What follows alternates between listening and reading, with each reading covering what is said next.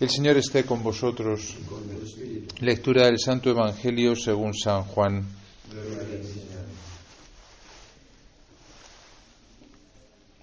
El que viene de lo alto está por encima de todos. El que es de la tierra y habla de la tierra. El que viene del cielo está por encima de todos. De lo que ha visto y ha oído da testimonio y nadie acepta su testimonio. El que acepta su testimonio certifica que Dios es veraz.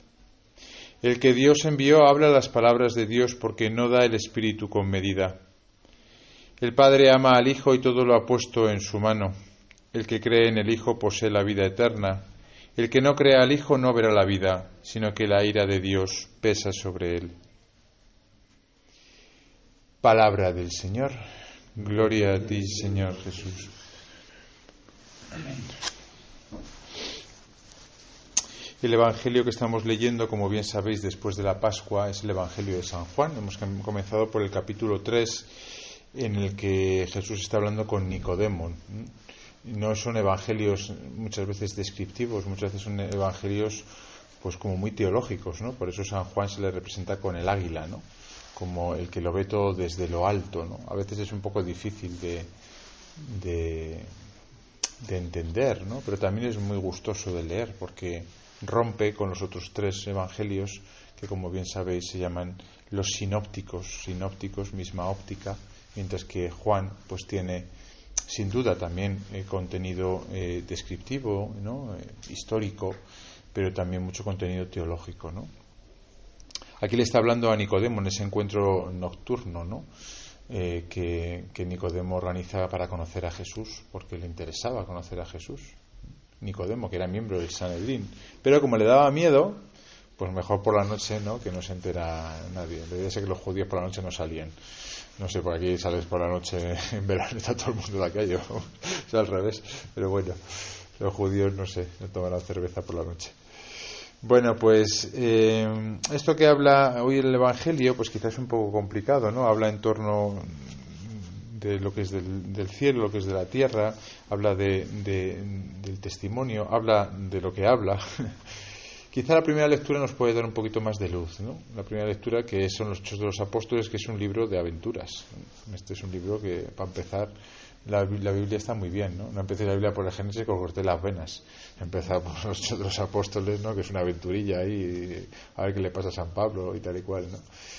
Y lo que les pasa a estos hombres es que, como hemos leído, pues les metieron en la cárcel, el ángel les sacó cuando fueron a buscarlos, no estaban dentro y estaban no escondidos, sino estaban otra vez predicando, ¿no? Y se acercan con mucho cuidadito porque ya les tenían miedo, ¿no? Fijaros, ¿no?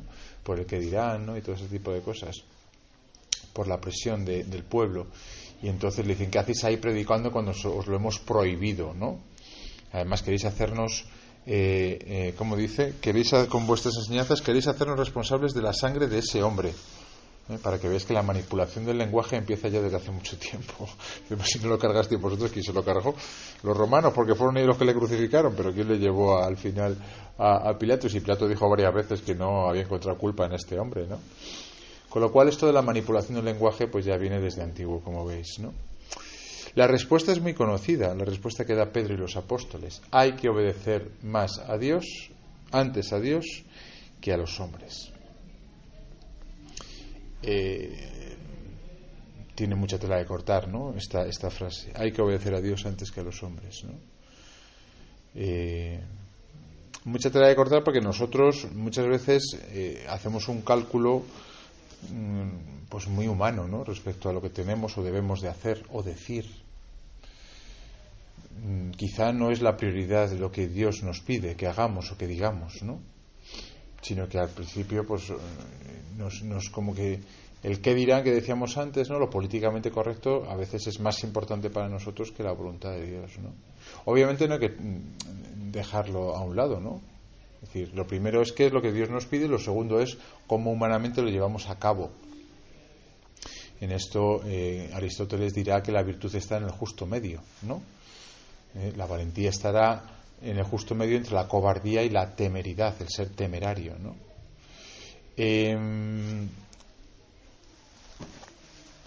Pero es curioso que hoy en día los cristianos nos cueste tanto hablar y decir las cosas cuando está habiendo pues mucha libertad de expresión, tanta que bueno, que hay faltas de respeto, ¿no?, muy claras a nuestra fe, ¿no? Benedicto XVI, en la misa de 2005 Proligendo Pontífice, ¿no?, antes de ser el pobre el elegido Papa, ¿no?, decía: a quien hoy tiene una fe clara, según el credo de la Iglesia, a menudo se le aplica la etiqueta de fundamentalista.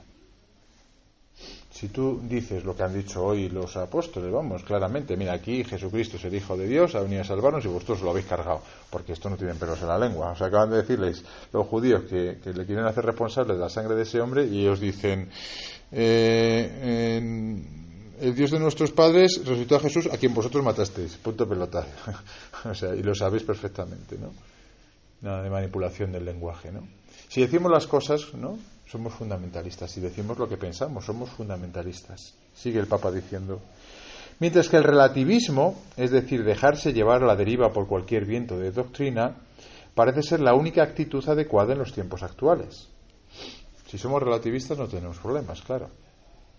Si decimos: hombre, perdona, no quiero ofenderte, si tú dices que no has matado a Jesús, pues no lo habrás matado, ¿no? Y si tú me dices que no hable, pues no hablo, ¿no? Entonces no hay problema, claro. Se va constituyendo una dictadura del relativismo que no reconoce nada como definitivo y que deja como última medida solo el propio yo y sus antojos. Fijaros, esto es 2005, Como el Papa en el 2005, con esta famosa homilía de la dictadura del relativismo, ya veía venir lo que tenemos ahora, ¿no? Que es, pues eso, que la sociedad funciona a golpe de deseo, de antojos. Está muy bien dicho, ¿no? A mí se me antoja, pues dentro de poco, oye, yo tengo 40 años, pero se me va a antojar tener 20, ¿por qué no? ¿Verdad? Está mucho mejor tener 20 que tener 40. Para algunas cosas, pues se me antoja, ¿no? Entonces se va a tener que crear una ley para que aquellos que queramos que tenemos 20 años menos, pues que se nos conceda, porque si no nos estáis discriminando, oye, porque tenemos deseo y el gusto, ¿no?, el antojo, ¿no?, de tener 20 años en vez de 40, ¿no? Claro, porque no hay una verdad. Y si tú dices: oye, tú tienes 40, lo siento, quiero poner tu DNI, ¿no? Ay, es que eres un fundamentalista, es que no me respetas, es que no tienes en cuenta mis deseos. Yo puedo tener en cuenta tus deseos, pero la realidad, la verdad. Y aquí nos topamos, claro, con el término de la verdad. Por eso el cristianismo nunca será bien aceptado, porque al final el cristianismo tiene una verdad, y esa verdad es que Jesucristo es el Hijo de Dios, que somos criaturas y que Él nos ama y que nos ha redimido, por resumirlo así en 3 frases, ¿no? Y ante eso, pues no caben otro tipo de cosas. Sí que cabe, pues obviamente, oye, el respeto, ¿no? La tolerancia bien entendida, como yo tengo mi verdad, tú tienes la tuya y yo te respeto a ti, pero yo tengo mi verdad y no voy a dejar de cambiarla.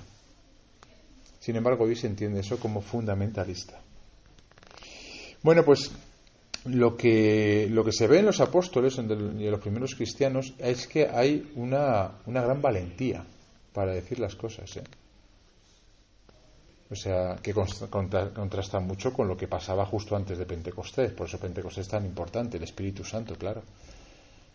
Es decir, el Espíritu Santo nos empuja hoy en día a que en una sociedad donde está la dictadura del relativismo, donde está la libertad de expresión solamente de un lado, pues nosotros con valentía, ¿no?, sin cobardía, sin llegar a la temeridad tampoco, que nosotros digamos lo que tenemos que decir, porque hay que obedecer a Dios antes que a los hombres. Ese término en griego se dice parresía. Es un término que no es exclusivo de la Biblia. Si buscáis en el diccionario de la Real Academia, dice que parresía es la apariencia de que se habla audaz y libremente al decir cosas aparentemente ofensivas y en realidad gratas o halagüeñas para aquel a quien se le dicen. La verdad es que la definición no es muy buena. Parresía en griego originalmente es pan, que como sabéis es todo, y reo, que es decir. Es decir, parresía es decirlo todo. Decirlo todo. Es verdad que la parresía puede tener ese matiz un poco negativo que dice el diccionario, ¿no?, de el que lo dice todo en todo momento sin atenerse a las circunstancias. Hemos dicho que no hay que ser temerarios. No hay que ser temerarios, pero la parresía es el que tiene esa capacidad, ¿no?, de hablar con franqueza y sin miedo, valientemente todo lo que uno tiene que decir a quien fuere, sin callarse nada. Entonces nosotros como cristianos hoy en día estamos obligados, en algunas circunstancias, no hay que subirse al metro y dar dos palmadas, o a lo mejor a un momento sí, oye, para quitarse la vergüenza a veces viene bien hacer cierto tipo de misiones de esas. Yo cuando estaba en Cádiz, una vez estaba de esto que no me apetecía nada y había una actividad de misión de los jóvenes tenían que salir, los curas nos quedábamos confesando, uy, qué bien me quedo yo aquí a gusto confesando, no tengo que salir yo, y dije, no, sal, espabila, que es que si no te acabas oxidando.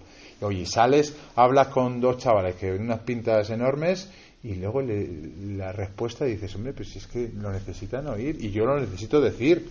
Yo creo que más lo segundo que lo primero. Hay que decir las cosas. De hecho, hay una tercera acepción de parresía, ¿no? Un tercer significado que es la confianza y la apertura que denota o que se produce al estar comunicándose con franqueza. Cuando tú a una persona le paras en la calle, que eso me pasó hace 2 meses, hicimos otra misión popular en el sur de Madrid, en un pueblo donde había 1% de práctica religiosa. 1%, 10.000 habitantes, 100 personas fueron a misa entre sábado y domingo. Oye, yo paré a todos los jóvenes, iba por los jóvenes solamente. Y se paraban todos, muy educadamente, todos me escuchaban y todos me agradecían, porque se establecía esto, ¿no? O sea, la parresía establece una confianza, es decir, oye, yo no te vengo a vender nada. Yo estoy aquí echando el tiempo que podría estar haciendo otra cosa. Y te vengo a hablar de algo que es importante para mí. Y creo que para ti también es importante. Y se establece esa confianza, ¿no? Por eso a los apóstoles les hacían caso. Por eso tuvieron muchas conversiones y por eso el cristianismo se extendió como se extendió. El Papa Francisco, si queréis darle 2 vueltas a esto, en la encíclica sobre la santidad, Gaudate et Exsultate, que se llama en latín, a partir del número 129 dedica un poquito de tiempo a esto. Es que el Papa es muy apóstol, muy evangelizador, y le gusta que nosotros seamos valientes, ¿no? Dice, parresía, ¿qué es? Parresía es audacia, entusiasmo, hablar con libertad, fervor apostólico, palabra que con la Biblia expresa también la libertad de una existencia que está abierta, porque se encuentra disponible para Dios y para los demás. Y cita todas las veces que aparece, ¿no? Sobre todo en Hechos 4, Hechos 9, Hechos 28, 2 Corintios, Efesios 3 y demás, ¿no? Ahí lo tenéis. La parresía es sello del Espíritu, testimonio de la autenticidad del anuncio, y es el mismo Espíritu el que nos empuja a hablar. De hecho, cuando no tenemos el Espíritu hay que pedirlo. Cuando nos cuesta decir las cosas, hay que pedirlo. Hombre, una vez ya hemos dicho que nos hemos dado cuenta que no somos temerarios, ¿no? Una circunstancia en la cual hay que decir algo, ¿no? De hecho, los mismos apóstoles, cuando se dejan paralizar por el temor, se ponen a rezar. Por ejemplo, en Hechos 4, ahora, Señor, fíjate en sus amenazas y concede a tus siervos predicar tu palabra con toda valentía. Piden a Dios que les conceda la valentía que tenemos que tener cuando nos vemos que no somos capaces de decir lo que hay que decir. Bueno, pues el que es de la tierra habla de la tierra y el que es del cielo habla del cielo, ha dicho el Evangelio. A veces nuestros discursos tienen que ser, oye, pues ya está, hay que hablar del 3-4, ¿no? Del Madrid, hay que hablar de la última serie y hay que hablar de la venta de Twitter. Porque hay que estar metido en el mundo, pero tenemos que saber también transmitir lo más auténtico que tenemos nosotros, ¿no? O sea, que es la alegría pascual de decir, oye, Dios nos ha salvado, no, el amor ha triunfado, la muerte no tiene la última palabra, ni tampoco el sufrimiento. Y saber en el momento oportuno, sin cobardía y sin temeridad tampoco, saber decir las cosas.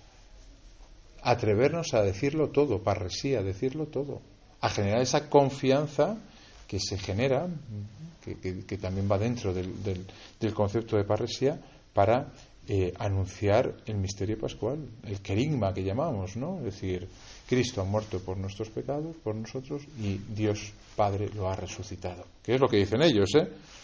O sea, el querigma lo tenéis en este versículo. El Dios de nuestros padres resucitó a Jesús, a quien vosotros matasteis.